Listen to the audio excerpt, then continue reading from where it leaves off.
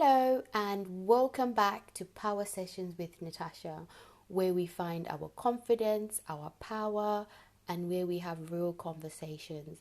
Today we are starting the magical series of Africa's kings. Who are the kings in our past? Who are these people?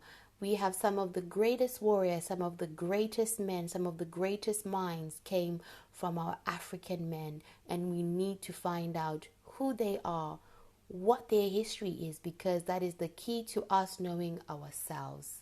So, today we are going to start with the richest and wealthiest man that ever walked the earth, Mansa Musa. It is estimated that his worth today is around 400 billion in today's currency or more. But before we get into who the man himself was, let us look at the empire that he was coming from. He came from the Mali Empire. The Mali Empire between 1240 and 1645 CE was the largest and richest empire yet seen in West Africa. It was founded by Sundiata Keita. The Mali capital was Niana, and the most important trading city was Timbuktu, near the river Niger, and located where major waterways and land routes met. Immense wealth was gained from Timbuktu, acting as a trade hub between the interior and southern coast of West Africa and North of Africa across the Sahara Desert's routes. Salt was a major commodity traded from the north, while from the south came gold and ivory. The empire eventually included Ghana, Walata, Tadmeka, and the kingdom of Songhai, and ultimately stretched all the way to the Atlantic coast. Indigenous rulers adopted Islam from their contact with Arab merchants, and the Mali Empire would thus play a significant part in the spread of Islam across West Africa. Locals were converted, which created communities that then attracted Muslim clerics from the north, strengthening the region's grip on the religion. Local leaders would even perform pilgrimages to the Islamic holy sites like Mecca, including their greatest ruler ever, Mansa Musa. So, let us look into who Mansa Musa was and Mansa Musa and the empire. Mansa Kanku Musa took power in 1312 CE and inherited an already prosperous Mali kingdom. He would reign until 1337 CE. Mansa was traditional Mali title meaning king, and Musa was the grandnephew of the founder, Sundiata Keita. Mansa Musa gained the throne after his predecessor, Mansa Abubakar II, sailed out into the Atlantic with a large fleet of ships and was never seen again. Exploration's loss was Mali's gain, and Mansa Musa, nominated to rule while Abubakar II satisfied his curiosity as to what lay over the horizon, would become one of the greatest rulers in the entire history of Africa. With an army numbering around 100,000 men, including an armored cavalry corps of 10,000 horses, and with the talented general Saran Mandiana, Mansa Musa was able to extend and maintain Mali's vast empire, doubling its territory and making it second in size only to that of the Mongol Empire at the time. Mali controlled lands up to the Gambia and Lower Senegal in the west. In the north, tribes were subdued along the whole length of the Western Sahara border region. In the east, control spread up to Gao on the Niger River, and to the south, the Bure region and what became known as the Gold Coast came under Mali control. The Gold Coast was left semi-independent because gold production had always been much higher when more self-governance was granted there. The Mali Empire would never control such large territories under any of its subsequent rulers. To better govern this vast expanse of land containing a multitude of tribes and ethnic groups, Mansa Musa divided his empire into provinces, with each one ruled by a governor, which is called a faba, appointed personally by him. The administration was further improved with greater records kept and sent to the centralized government offices at Niani. The wealth of the state increased thanks to taxes on trade. The Mali controlled copper and gold mines and the imposition of tributes. Tributes are periodic payments. These all came from conquered tribes. Mansa Musa traveled to Egypt. His most iconic trip was his trip to Egypt. Mansa Musa, like many other devout Mali rulers before and after, set off for a pilgrimage to Mecca in 1324 CE. But when he arrived in Cairo in July of that year, he caused an absolute sensation.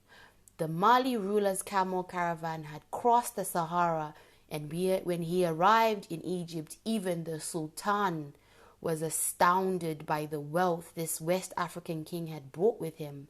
In some accounts, each of 100 camels carried 135 kilos, 300 pounds of gold dust, while 500 slaves each brandished at 2.7 kilos, 6 pounds gold staff.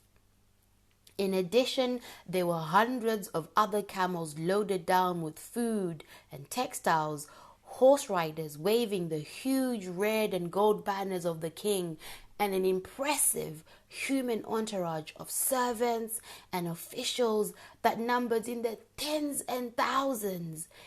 In an extreme gesture of generosity, Mansa Musa would give away so much gold, and his entourage spent so much shopping in the markets of the city that the value of gold dinar in Cairo crashed by 20% in relation to the silver. It took 12 years for the flooded gold market to recover from the visit of King Mansa Musa.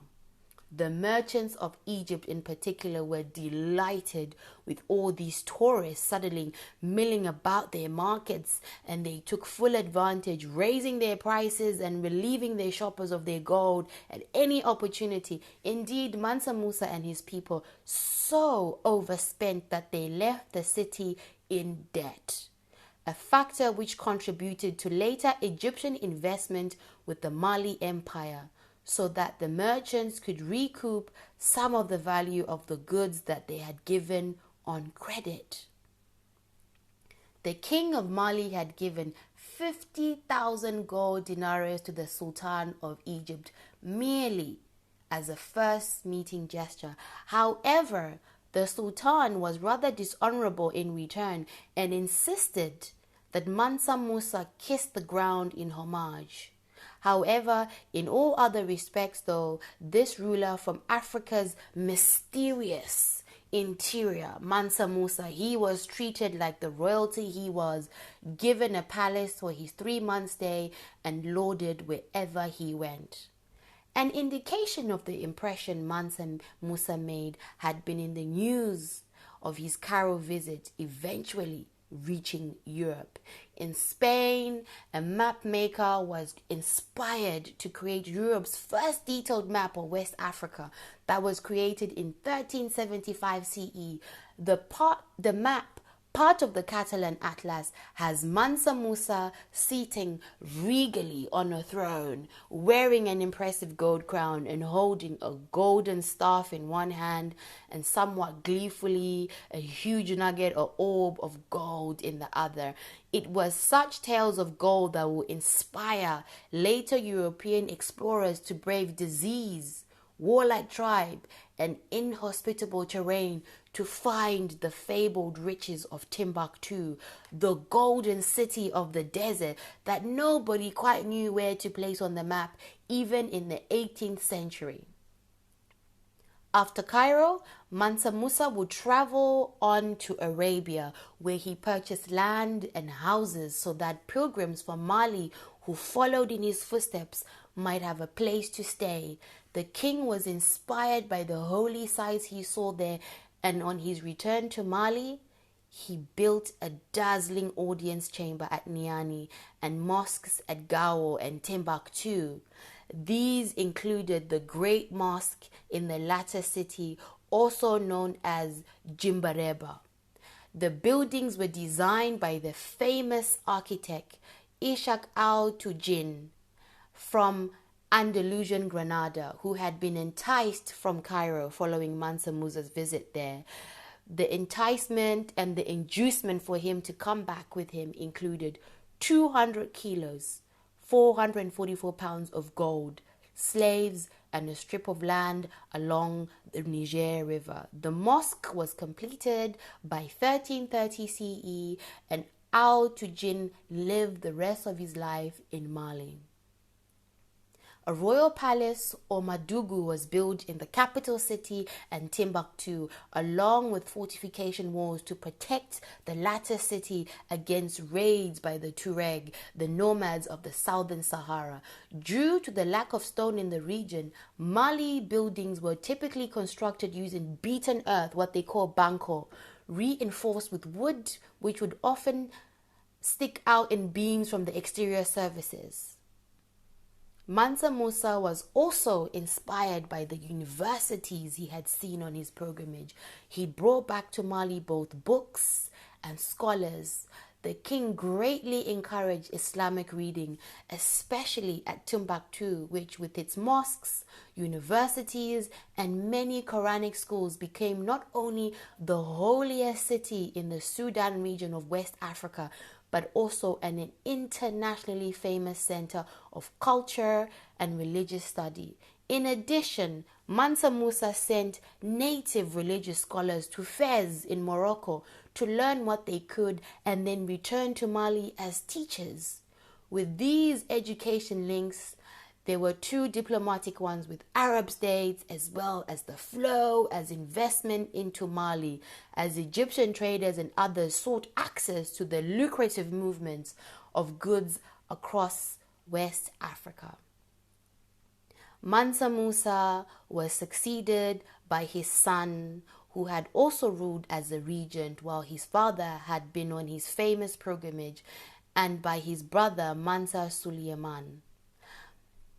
Manga's reign lasted only 4 years and his palace was taken by his uncle. Some suggest foul play, but there is lacking in evidence. Mansa Suleiman did continue his brother's promotion of Islam, and the Mali Empire would prosper for another century or so before the new trade routes were opened up by the Portuguese. The discovery of gold fields and access to the southern coast of West Africa meant that by the mid-15th century, Mali no longer monopolized the trade in the region. Significantly, the Mali Mansas were also guilty of fighting amongst themselves as civil wars wrecked the empire. As a consequence, first the Tuareg attacked Mali cities like Timbuktu, and then the Songhai, the powerful Songhai kingdom, ruled by the King Sunni Ali, definitely took over most of the Mali territories in 1460 CE. However, what we learn is how great this king was. Mansa Musa was a great leader. He led his people so gallantly, so royally. I urge you yet again to go and learn about this king. He is the richest man, the wealthiest man to ever walk this earth. We come from kings and queens. I urge you to go and learn about this king. Look up your history. Learn your history. It is the only way back to our roots. I hope you enjoyed this episode, and I'll see you on the next one.